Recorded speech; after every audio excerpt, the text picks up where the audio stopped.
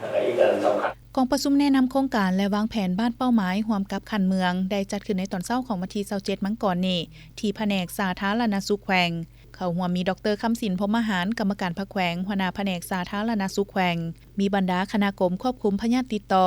อำนวยการสมาคมสุขภาพชุมชนและการมีส่วนร่วมคณะรับผิดชอบจากห้องการสาธารณสุขเมืองห้องการศึกษาธิการและกีฬาเมืองโรงหมอเมืองและพนักงานวิชาการเข้าร่วมดร.คำศิลป์พรหมหารกรรมการภาคแขวงหัวหน้าแผนกสาธารณสุขแขวงได้มีคำเห็นว่าเวียกงานป้องกันพยาธิเป็นเวียกงานที่สำคัญหลายเพื่อให้ประชาชนเข้าใจถึงความร้ายแรงของพยาธิรู้วิธีป้องกันพยาธิติดต่อบ่ให้มีการแพร่ลามไปสู่วงกว้างดังนั้นเวียกงานร่วมมือแม่นสิ่งสำคัญบ่ว่าจะร่วมมือภาครัฐเอกชนหรือคู่ร่วมพัฒนามีหน้าที่พลาบทบาทให้ความรู้และให้คำแนะนำให้คำปรึกษาแก่คนเจ็บได้ดีเพื่อเฮ็ดให้เป้าหมายและแนวทางการดำเนินโครงการเสื่อมสาร3พยาธิโดยเอาคนเจ็บเป็นใจกลางการกำหนดบ้านเป้าหมายของโครงการสามารถเข้าถึงการส่งเสริมและดูแลสุขภาพให้ได้รับผลดี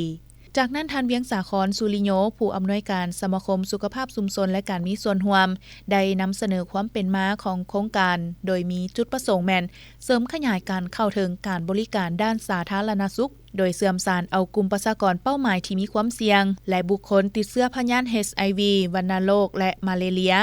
สำหรับกิจกรรมที่โครงการรับผิดชอบประกอบมี14กิจกรรมผลได้รับในการจัดตั้งปฏิบัติบรรดากิจกรรมแม่นลงติดตามคนเจ็บขาดยาคนเจ็บสูญหายและผู้ที่มีความเสี่ยงบ่มารับยาได้ทดลองการเสื่อมสารสุขภาพจิตสำหรับผู้อยู่ร่วมกับเชื้อ HIV และวัณโรคโดยพิจารณาตามความต้องการของแม่หญิงถือผาวัยหนุ่มผู้สูงอายุได้ส่งเสริมการกินยาต่อเนื่องอยู่ขั้นชุมชนช่วยเหลือด้านโภชนาการสำหรับผู้อยู่ร่วมและได้รับผลกระทบจาก3พยาธิ HIV วัณโรคและมาเลเรีย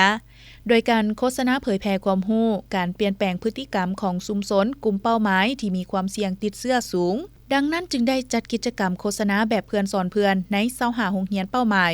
จัดกิจกรรมสุขภาพแบบผสมผสานในหัวข้อ HIV วัณโรคไข้ยุงและสุขภาพเจริญพันธุ์ใน168บ้านเป้าหมายเพื่อช่วยเหลือคนเจ็บที่ขาดการปิ่นปัวให้กลับเข้าสู่ระบบการปิ่นปัวอย่างต่อเนื่องจากนั้นได้แบ่งกลุ่มสนทนาในหัวข้อจัดกิจกรรมเผยแพร่และสร้างความตื่นตัวด้านสุขภาพเจริญพันธุ์ให้แก่เด็กน้อยวัยหนุ่มและผู้สูงอายุในกลุ่มเป้าหมายที่มีความเสี่ยงได้รับการปิ่นปัวอย่างทั่วถึง